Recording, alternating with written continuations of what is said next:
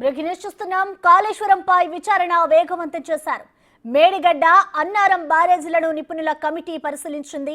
జరుగుతున్న మరమ్మతుల పనులను పరిశీలించారు అధికారులు. జ్యుడిషియల్ కమిటీ చైర్మన్ కు సాంకేతిక పరంగా సహకారం అందించనుంది ఈ నిపుణుల కమిటీ. బ్యారేజీలను పరిశీలించిన తర్వాత పీసీ ఘోష్ కు నివేదిక ఇవ్వనున్నారు. జూన్ 2వ వారంలో మరోసారి బ్యారేజీలను జస్టిస్ పీసీ ఘోష్ సందర్శించనున్నారు.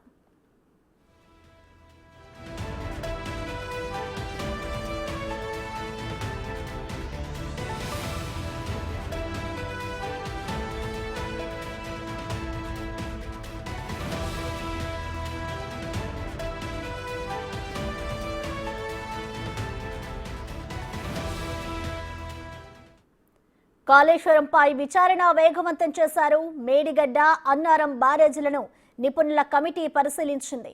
జరుగుతున్న మరమ్మతుల పనులను పరిశీలించారు అధికారులు.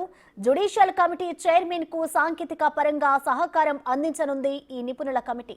బ్యారేజీలను పరిశీలించిన తర్వాత పీసీ ఘోష్ కు నివేదిక ఇవ్వనున్నారు. జూన్ 2వ వారంలో మరోసారి బ్యారేజీలను justice PC Ghosh సందర్శించనున్నారు.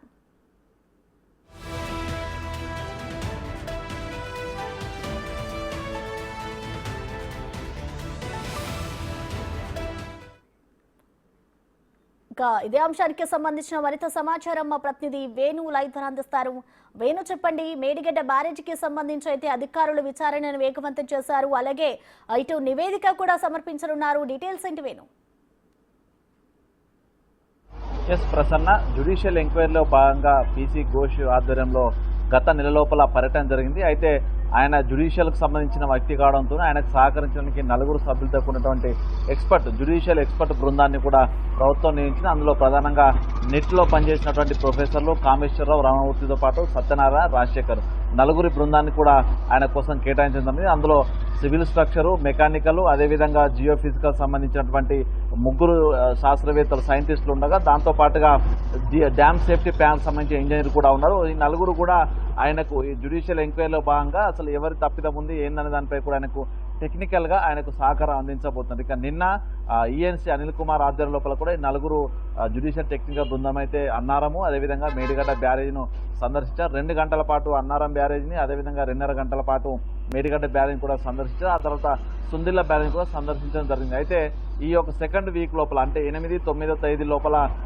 Justice PC Ghosh కూడా మరొకసారి బ్యారేజ్ వద్దకు రానున్నారు. అయితే ఆయన వచ్చిన తర్వాత ఆ డ్యామ్కు సంబంధించి ఇప్పటికే water and power research centre సంబంధించిన పూణేకి సంబంధించిన సంస్థ ఏం టెస్టులు చేయాలి, ఏ విధంగా రిపోర్ట్ వస్తుంది, దానికి సంబంధించి బడ్జెట్ అలొకేషన్ సంబంధించి ప్రభుత్వానికి కూడా నివేదిక అందించింది. దాంతో పాటుగా ఢిల్లీ, అదేవిధంగా హైదరాబాద్ సంబంధించిన జియో ఫిజికల్ రీసెర్చ్ సెంటర్, ఈ 2 సెంటర్ల నుంచి కూడా టెక్నికల్ ఇంజనీర్ల బృందాలు రావాల్సి ఉండేది. కానీ గత నెలలో రావాల్సిన ఈ 2 బృందాలు కూడా వాయిదా పడ్డాయి. అవి కూడా వచ్చిన తర్వాత ఈ 3 ఇంజనీరింగ్ బృందాలు ఇచ్చేటువంటి నివేదికను బేస్ చేసుకొని ఆ డేటాను అనలైజ్ చేసిన తర్వాత ఈ టెక్నికల్ బృందము పీసీ ఘోష్ కమిటీకి నివేదిక ఇస్తూ ఆ నివేదికను బేస్ చేసుకొని ఈ యొక్క డ్యామేజ్ సంబంధించినటువంటి అంశం లోపల ఎవరు తప్పిదం ఉంది, ఎవరిని బాధ్యులు చేయాలనే దానిపై కూడా ఆయన ఫైనల్ కంక్లూజన్ రిపోర్ట్ ఇచ్చే అవకాశం కనిపిస్తుంది. సో మొత్తానికి ఈ ఎక్స్పర్ట్ బృందం నియామకంతో ఈ యొక్క జ్యుడిషియల్ ఎంక్వైరీ అనేది త్వరితగతిన ముగించే అవకాశాలు అయితే కనిపిస్తూ ఉన్నాయి. ఎందుకంటే వీళ్ళు ఆ రిపోర్ట్